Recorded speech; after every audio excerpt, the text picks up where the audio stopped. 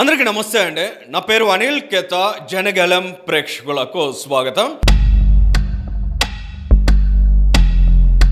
ఈ వీడియోలో షార్ప్గా కొన్ని విషయాలు ఎక్స్ప్లెయిన్ చేసే ప్రయత్నం చేస్తామండి. మీకు ఇవాళ ఆంధ్రప్రదేశ్ రాష్ట్రానికి ఒక రాజధాని ఉండాలి. ఆ రాజధాని అమరావతిగా ఉండాలని 10 ఏళ్ల క్రితం నాడు అసెంబ్లీ వేదికగా ప్రతిపక్షం అధికార పక్షం ఉమ్మడిగా ఒక నిర్ణయాన్ని తీసుకున్నాయి. ఆ తర్వాత 2019లో జగన్మోహన్ రెడ్డి వచ్చారు, 3 ముక్కలు ఆట ఆడారు. ఆంధ్రప్రదేశ్ ఆ రాష్ట్రాన్ని ఏ విధంగా విధ్వంసం చేశారు.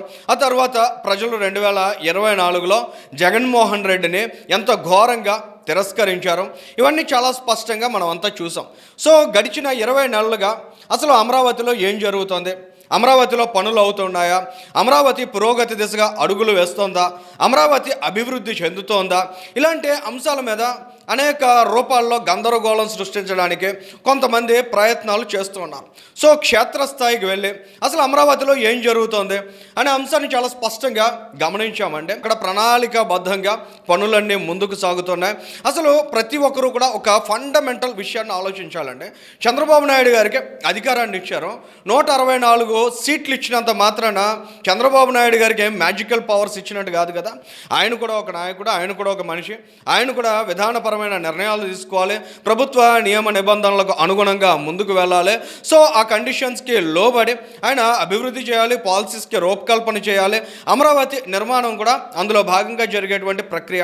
కానీ ప్రజల్లో కూడా చాలా ఘోరమైన ఎక్స్పెక్టేషన్స్ అప్పుడప్పుడు ఉంటాయండి. ఏదో రాత్రికి రాత్రి అద్భుతాలు జరిగిపోవాలని చాలామంది కోరుకుంటూ ఉంటారు. 100 అంతస్తుల భవనాలు కూడా వెలిసిపోవాలని ఆశపడుతూ ఉంటారు. కానీ అటువంటివి ఓవర్ నైట్ జరగవు. అవన్నీ జరగాలంటే ఓవర్ ఏ పీరియడ్ జరుగుతాయి అనేటువంటి వాస్తవాన్ని ప్రతి ఒక్కరు కూడా యాక్సెప్ట్ చేయాలి. జగన్మోహన్ రెడ్డి వంటి ఒక విధ్వంసకారుడైనటువంటి రాజకీయ నాయకుడు ఆంధ్ర రాష్ట్రాన్ని 5 సంవత్సరాల పాటు సర్వం నాశనం చేసిన తర్వాత చంద్రబాబు నాయుడు గారు మళ్ళీ రూట్స్ నుంచి ఏదో ఒక విత్తు వేస్తే అది మళ్ళీ మొలకెత్తాలి, ఫలితాన్ని ఇవ్వాలంటే చాలా టైం పడుతుంది. కానీ ఆ టైంను కూడా చాలా స్పీడప్ చేసే ప్రయత్నాన్ని ఇవాళ కూటమి ప్రభుత్వం చేస్తుంది. అందులో భాగంగానే ఇవాళ అమరావతిలో ఆ లెవెల్కి వర్క్స్ ప్రోగ్రెస్ అనేది చాలా స్పష్టంగా వచ్చిందనే విషయం మాత్రం చాలా క్లారిటీగా అర్థమైందండి. సో ఇక్కడ జగన్మోహన్ రెడ్డి గారు రేస్ చేస్తున్నటువంటి అంశం ఏంటంటే అమరావతిలో 1,00,000 కోట్లు పోయాలి. 1,00,000 కోట్లు రాష్ట్ర ఖజానా నుంచి తీసుకెళ్ళి పెట్టేసిన తర్వాత అసలు ఇంకా మిగిలేది ఏముంటుంది? ఈ రాష్ట్రంలో ఉన్న ప్రజానీకం అందరికీ కూడా తీవ్రమైన అన్యాయం జరిగిపోతుందనే ఒక ప్రోపగండాని ప్రజలతో నమ్మించే ప్రయత్నాన్ని జగన్ రెడ్డి చేస్తున్నారు. ఈ ప్రోపగండా 2019కి ముందు చేశాడు ఆయన, 2019 తర్వాత కూడా చేశాడు. కానీ జనం కొట్టారు అనే విషయాన్ని ఇప్పటికీ కూడా గుర్తించకుండా ఈ రోజుకి ఆ రకమైన దుర్మార్గమైనటువంటి మాటలు మాట్లాడుతున్నారు. కానీ స్ట్రైట్గా జగన్మోహన్ రెడ్డి నిజంగా ఎవరైనా అడిగితే ఆయన ఒకసారి క్వశ్చన్ చేస్తే ఆయన 5 ఏళ్ల కాలంలో తండ్రి అధికారాన్ని అడ్డుపెట్టుకుని 43,000 కోట్ల రూపాయలు, మీరు ఇక్కడ చూస్తున్నారు కదండి, ఇది పబ్లిష్ అయినటువంటి ఒక ఆర్టికల్. రాష్ట్ర ఖజానా నుంచి 2004 తర్వాత 2009 మధ్య నువ్వు 43,000 కోట్ల రూపాయలు కొల్లగొట్టినప్పుడు లేనిది ఇవాళ ఈ ఆంధ్ర రాష్ట్ర భవిష్యత్తు కోసం ఈ ఆంధ్ర రాష్ట్ర ప్రజానీకమంతా కోరుకున్న విధంగా ఒక అమరావతి రాజధాని నిర్మాణం అయితే నీకు కలిగే నొప్పి ఏంటి? 50,000 ఎకరాలని పదే చెప్తున్నారు. నిజంగా 50,000 ఎకరాల్లో ఒక 10,000 ఎకరాలు ప్రభుత్వం చేతుల్లో మిగిలినా కూడా ఒక్కో ఎకరాన్ని 10 కోట్ల రూపాయలకే అమ్మినా సరే 1,00,000 కోట్ల రూపాయలు ఇట్టే వచ్చి ప్రభుత్వ ఖజానాకి చేరుతుంది. మరి వాళ్ళ ప్రభుత్వం అక్కడ ఇన్వెస్ట్ చేయడం అనేది అదొక క్యాపిటల్ ఎక్స్పెండిచర్గా చూడాలి. ఈ డబ్బు కూడా ఎక్కడి నుంచి తెస్తుంది ప్రభుత్వం అంటే అప్పుల రూపంలో, గ్రాంట్ల రూపంలో, లేదా కేంద్ర ప్రభుత్వం అందిస్తున్నటువంటి సాయం రూపంలో తీసుకొచ్చి అమరావతిలో ఇన్ఫ్రాస్ట్రక్చర్ డెవలప్ చేస్తుంది. ఇదంతా ఇన్ఫ్రాస్ట్రక్చర్కి చేస్తుంది. జగన్మోహన్ రెడ్డి లాగా వెచ్చలవిడిగా బటన్ నొక్కుడు కార్యక్రమాల కోసం వృధా ఖర్చు కాదనే విషయాన్ని ప్రజలు అర్థం చేసుకున్నారు. కానీ జగన్మోహన్ రెడ్డి వెనుక ఉన్నటువంటి సైకో ముఠాలు మాత్రం ఎప్పటికీ అర్థం చేసుకోవట్లేదు అనేది చాలా క్లియర్గా తెలుస్తుంది. ఎందుకంటే ఎంత సిగ్గు లేకపోతే ఇవాళ 33,000 ఎకరాలను వేలాది మంది రైతులు త్యాగం చేశారు. వారిలో ఎస్సీలు ఉన్నారు, బీసీలు ఉన్నారు, కాపులు ఉన్నారు, రెడ్లు ఉన్నారు, కమ్మలు ఉన్నారు, అందరూ ఉన్నారు కదా. మరి వారి త్యాగానికి ఏమాత్రం విలువనివ్వకుండా అమరావతికి కోతవేటు దూరం దూరంలో ఉన్న తాడేపల్లి కొంప దగ్గర మావిగన్ అంటూ ఫ్లెక్సీలు కడుతున్నటువంటి వాళ్ళు ఎవరైతే ఉన్నారో అటువంటి నీచుల్ని ఏమనాలనే విషయం కూడా ఖచ్చితంగా ఆలోచించాలి. ఇదే సందర్భంలో జగన్మోహన్ రెడ్డి చెబుతున్నటువంటి అబద్ధాలను కానీ ప్రజానీకం నమ్మారంటే ఈసారి నట్టేట కాదు సప్త సముద్రాల్లో కలిపేస్తాడు ఆంధ్రప్రదేశ్ రాష్ట్రాన్ని.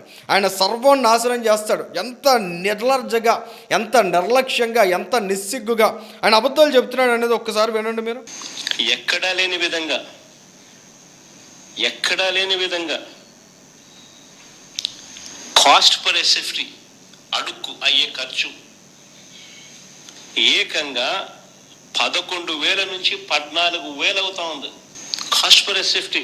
మన దౌర్భాగ్యం ఏంటంటే ఇలా కనీసం హోంవర్క్ చేయకుండా, కనీసం విషయాలను అర్థం చేసుకోకుండా, మినిమం ఇన్ఫర్మేషన్ తీసుకోకుండా నోటికి ఏ చెత్త వస్తే ఆ చెత్త మాట్లాడేటువంటి వ్యక్తి ఒక ప్రధానమైన రాజకీయ పార్టీకి అధినేతగా ఉండడం. ఇవాళ 70 లక్షల ఎస్ఎఫ్టీ నిర్మాణం అవుతుంది. ఏ ఒక్క ఎస్ఎఫ్టీ కూడా 7,000కు మించినటువంటి కాస్ట్ని క్రాస్ చేయట్లేదు. ఇది ప్రభుత్వ రికార్డ్స్లో ఉన్నటువంటి అంశం. కానీ దీన్ని కూడా హైజాక్ చేస్తూ ఆయన ఒక కొత్త అబద్ధాన్ని క్రియేట్ చేయాలనే ప్రయత్నాన్ని జగన్మోహన్ రెడ్డి చేస్తున్నాడు. నిజంగా ఇటువంటి విలాసాలు కోరుకునేటువంటి వ్యక్తులు ఆ విధంగా దుబారా చేస్తారు. మనం రుషికొండ ప్యాలెస్ విషయంలో చూసాం. ఆ జగన్ రెడ్డి చెప్పిన లెక్క ప్రకారమే ఒక్కసారి మనం కౌంట్ చేసినట్లయితే 409 కోట్ల ఖర్చుతో అక్కడ నిర్మాణాలు చేపట్టారు కదా. అక్కడ ఉన్న టోటల్ ఎస్ఎఫ్టీని మనం ఒక్కసారి క్యాల్కులేట్ చేస్తే 16,000 రూపాయలకు పైగా ఒక్కో ఎస్ఎఫ్టీకి జగన్మోహన్ రెడ్డి ఆ రోజు ఖర్చు పెట్టించాడు ఆయన ఉండడం కోసం. కేవలం ఆయన సతీమణి ఉండడం కోసం అంత దారుణంగా అక్కడ విచ్చలవిడిగా ధనాన్ని, ప్రభుత్వ ధనాన్ని, ప్రజాధనాన్ని దుర్వినియోగం చేశారు జగన్మోహన్ రెడ్డి. సో ఇటువంటి వ్యక్తి వాళ్ళ ఆంధ్రప్రదేశ్ రాష్ట్రంలో ఒక రాజధాని అభివృద్ధి చెందాలని ఏమాత్రం కూడా కోరుకోరు. ఆయన ఆ విధమైన ప్రకటన మావిగన్ ఎందుకు చేశాడంటే ప్రజల్లో భయం రేకెత్తించాలి. అక్కడికి ఎవరన్నా వెళ్ళి భూములు కొనుక్కోవాలంటే ఆలోచనలో పడాలి. అక్కడ ఎవరైనా పెట్టుబడులు పెట్టాలంటే అమ్మో జగన్ వస్తే మళ్ళీ నాశనం చేస్తాడనేటువంటి టెన్షన్ వారిలో క్రియేట్ చేయాలనేటువంటి సాడిస్టిక్ మైండ్ సెట్ చాలా క్లియర్గా జగన్మోహన్ రెడ్డి ఆ మావిగన్ అనే ప్రకటన చేస్తున్నప్పుడు ఆయన ఫేస్లో చాలా స్పష్టంగా ఏ ఒక్కరైనా కూడా అబ్జర్వ్ చేయగలుగుతారు. సో ఇటువంటి వ్యక్తి ఇవాళ ఆంధ్ర రాష్ట్రానికి, ఆంధ్ర రాష్ట్ర ప్రజానీకానికి కూడా చాలా ప్రమాదకారి అనే విషయాన్ని మాత్రం మనం అంతా అర్థం చేసుకోవాలి. ఈ రాష్ట్రం బాగుండాలన్నా, ఈ రాష్ట్రంలో పిల్లల భవిష్యత్తు బాగుండాలన్నా ఖచ్చితంగా జగన్మోహన్ రెడ్డిని చాలా దూరంగా మన రాజకీయాలకు ఉంచాల్సినటువంటి అవసరం ఉంది.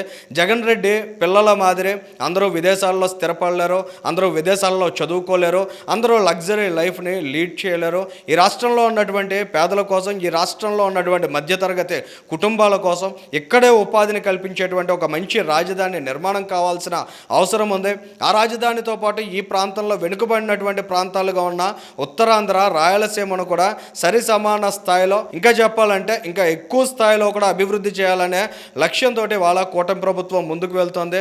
అందులో భాగంగానే రాయలసీమకు వెళ్తున్న ఇన్వెస్ట్మెంట్స్ కావచ్చు, ఉత్తరాంధ్రకు వస్తున్న ఇన్వెస్ట్మెంట్స్ కావచ్చు, ఆర్సెల్ఆర్ మెటల్ నుంచి మొదలు పెడితే Google data centre, Cognizant, TCS ఇలా అనేక కంపెనీస్ ఇవాళ ఉత్తరాంధ్ర ప్రాంతానికి వస్తున్నాయి. ఇక్కడ ప్రజానీకానికి కూడా ఈ ప్రాంతంలో ఉంటూ ఉపాధిని పొందే అవకాశాన్ని క్రియేట్ చేసే రోజులు సమీపంలోనే వస్తున్నాయి. సో ఇటువంటి సిచ్యువేషన్లో జగన్మోహన్ రెడ్డి అనేక దుర్మార్గమైన ఆలోచనలు చేయొచ్చు. ఈ రాష్ట్రాన్ని అస్థిరపరచడానికి శత విధాల ఆయన ప్రయత్నాలు కూడా చేస్తారు.